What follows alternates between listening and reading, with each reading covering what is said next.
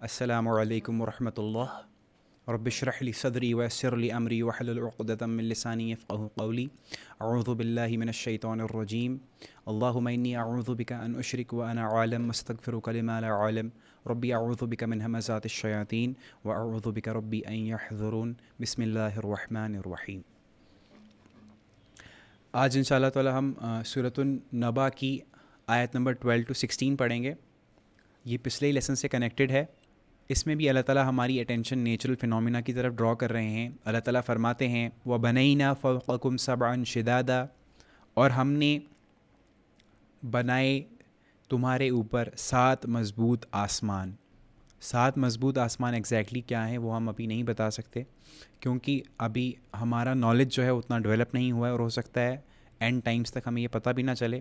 Universe اتنا بڑا ہے کہ ہماری جو لینگویج ہے، ہیومن لینگویج ہے، اس کی سمپل ٹرمز میں اس کو ڈیفائن بھی نہیں کیا جا سکتا ہے۔ یہ صرف ایک گلمپس دلانے کے لیے اللہ تعالیٰ نے اس کا ذکر کیا ہے کہ تمہارے اوپر ہم نے 7 مضبوط آسمان بنائے ہیں، تاکہ ان لوگوں کو جو سوچتے تھے کہ اللہ تعالیٰ کے پاس اتنی پاور نہیں ہے کہ وہ مردوں کو زندہ کر سکے، ان کو یہ بتایا جائے کہ یہ وہ اللہ ہے جس نے اتنے بڑے بڑے آسمان بنائے ہیں، تو مردوں کو زندہ کرنا اس کے لیے کوئی بڑی بات نہیں۔ اور اس میں ہمیں زیادہ ڈیٹیلز میں جانے کی ضرورت بھی نہیں ہے کہ 7 آسمان کیسے ہیں اور کیا ہیں، کیونکہ قرآن مجید کی ایک آیت میں اللہ تعالیٰ فرماتے ہیں کہ قرآن مجید میں 2 طریقے کی آیات ہیں۔ ایک ہوگی محکمات، یعنی کہ بالکل اسپیسیفک اور کلیئر کٹ آیات، اور ایک ہو گئی متشابہات، جو انسپیسیفک اور کلیئر نہیں ہیں ایگزیکٹلی۔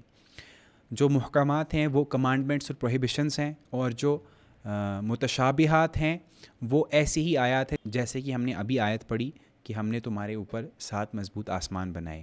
آگے اللہ تعالیٰ اسی آیت میں فرماتے ہیں کہ جن لوگوں کے دلوں میں ٹیڑھ ہوتی ہے، جو لوگ فساد کرنا چاہتے ہیں، وہ ان متشابہات، انسپیسیفک اور انکلیئر آیاتوں کے پیچھے لگ جاتے ہیں، ان کو مطلب پہنانے کی کوشش کرتے ہیں، حالانکہ اس کا اصلی مطلب تو اللہ کے سوا کسی کو نہیں پتہ۔ اور اللہ تعالیٰ فرماتے ہیں کہ اس کے برعکس جن لوگوں کے پاس علم ہوتا ہے وہ کہتے ہیں کہ یہ سب اللہ کی طرف سے، ہمارے رب کی طرف سے، ہم بس اس پر ایمان لے آئے، کیونکہ in the end of the day اللہ تعالیٰ آپ سے یہ سوال نہیں کرنے والے ہیں کہ 7 آسمانوں کی آپ نے ایکسپلینیشن ڈیٹیل میں کیوں نہیں بنائی، آپ نے ایگزیکٹلی فائنڈ آؤٹ کیوں نہیں کیا کہ وہ 7 آسمان کیا ہیں۔ اللہ تعالیٰ آپ سے صرف یہ سوال کریں گے کہ آپ نے اس پہ ایمان لایا تھا یا نہیں۔ آگے اللہ تعالیٰ فرماتے ہیں وَجَعَلْنَا سِرَاجًا وَهَّاجًا، اور ہم نے بنایا ایک چراغ روشن، یعنی کہ سورج۔ آپ کو پتہ ہے سورج ہم سے 15 کروڑ کلومیٹر کے ڈسٹینس پہ ہے۔ اگر سورج تھوڑا نزدیک ہوتا تو اتنی گرمی ہوتی کہ لائف ہی ایگزسٹ نہ کر پاتی ارتھ پہ، اور تھوڑا دور ہوتا تو اتنی ٹھنڈ ہوتی تب بھی لائف ایگزسٹ نہیں کر پاتی ارتھ پہ۔ تو یہ اللہ تعالیٰ کی پھر سے نشانیوں میں سے ایک نشانی ہے۔ ایویپوریشن سورج سے ہوتی ہے، سن لائٹ سے ہی پلانٹس گرو کرتے ہیں، اور بھی بے شمار سورج کے پرپسز اللہ تعالیٰ نے رکھے ہیں۔ ایتھیسٹ سے پھر یہ سوال ہے کہ اگر سب کچھ ایکسیڈنٹل ہے، بائی چانس پیدا ہوا ہے، تو ان الگ الگ چیزوں کے سارے پرپسز کس نے سیٹ کیے ہیں؟